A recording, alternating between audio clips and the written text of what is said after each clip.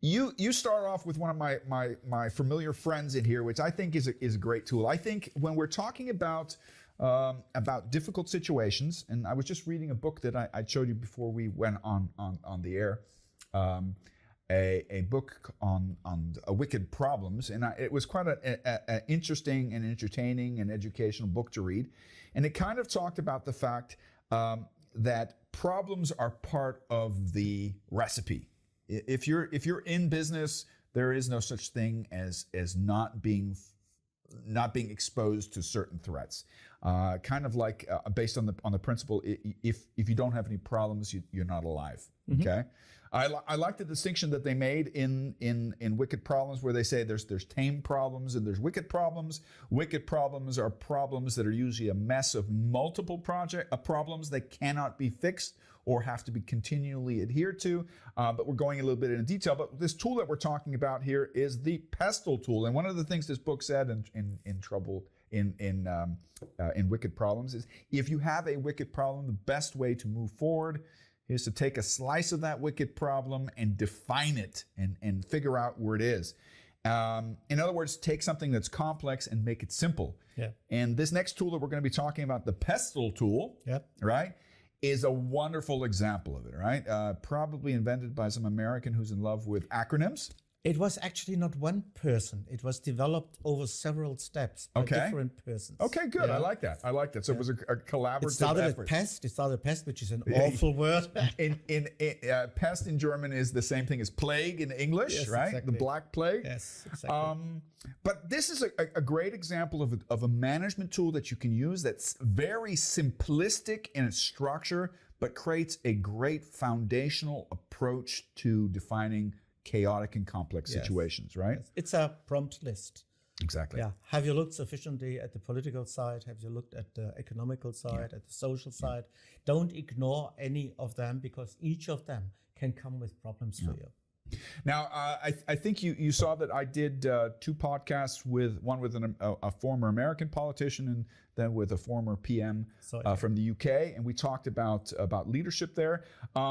Let's start off with pestle. What are some of the political situations that we're going to have to face in 2025, without judging so much, but just kind of looking at the superficial facts? Let me start with a little story. Very simple, because these are just things that happened. That took place, and we can make some conclusions, draw some conclusions out of them. There was in the US, under the Trump government, I will not use the name anymore. Thank heaven. Yeah. But there was the time, end of 2018, beginning of 2019, there was, I think, 35 days government shutdown, which meant they could not spend any money at all. I observed this first from a distance, because I was approached by one American company and later a second one, astonishingly. And in media by that time, a lot of discussion in TV or in magazines, there was a lot of discussion, what does it mean for the people working for the government as employees? And there was a lot of interviews with them, how they couldn't pay their bills and so on. And that's a valuable thing to do. I'm not criticizing that. No one cared about the contractors working for government. And if you look at the people working for government, most of them don't work directly, at least in the US, directly for the government. They work for a contractor, and the contractor works for the government. So they're subcontractors. Or they work for a subcontractor who works for the contractor, who works for government, and so on. You have networks there of suppliers. And one of my focus topics is project business. So companies in project business, some of them know me, know my name. And then I was contacted over LinkedIn, of course, by one of them. And they said, we cannot survive that. We have no idea how long it will take. When this began, no one knew how long it will take.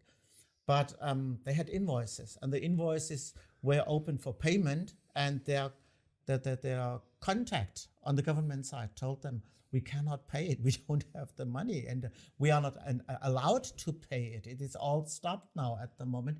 You have to wait. And for many contractors in project business, one topic is profitability of a project, or to be more accurate, making margins to pay indirect costs, overhead costs, cost of winning new business, and then what remains is profit. So actually it's margins more than profit, but we call it profitability nevertheless. The other big thing is cash flow, because it's very normal in a project. You lay out money for your project and for your customer, and you wait for money to come back so that you can lay out more money. And the risk that they were running out of money was a very, very big one. And the first one asked me, hey, Oliver, we will not be able to survive that way. And then there was a second one approaching me. It seemed to me not quite as critical as the first one, at least how they described it. And they asked me, do you have any help for us? And I had to tell them, sorry, no, I don't, because it's too late. You have to be prepared for a situation like that when it occurs, that you have the financial reserves, that you have the people in reserve that you can use here, that you have customers, a customer base in reserve, that you can say, hey, we cannot use our people in this project at the moment, but there is another customer with another project. Maybe they are happy if we shift over people for some time, and maybe they can do some additional work in this other project for this other customer, and we can build that. If you don't have that, if you are so much focused on government work, this first one was the only customer they had was the government. They didn't have another one. Told them, you can try to find a new one, but your problem will probably be you're not the only one. Others try to do the same. They want to find new customers where they can get some quick cash in so that they can pay their running costs for people and for so many other things, insurances, and I don't know what it's all this. The indirect costs, and it's very hard to win that, and it's actually too late. You have to be there much earlier and ask yourself what will happen to your organization if something like this happens. They all trusted it would never happen, and it did. So. What you're talking about is kind of a mixture between political and economic factors. I agree that the concept of reserves, which is something that's been in the PMBOK for a long time, is something that I found very few companies formally do. The concept that you have an emergency fund. I think the other economical issue that you talk about is also tied into another heuristic that's often mentioned in the PMBOK as well, is the Pareto principle. There's the old Pareto application in sales that 20% of your customers bring you 80% of your revenue, but only get on your nerves 20% of your time. So there's a strong focus, I think, of a lot of companies maybe ignoring the other 80 potential percent of their business because it's maybe not as lucrative, or it's more time consuming, or it's more demanding, or it requires more customization. So those are two factors. I did want to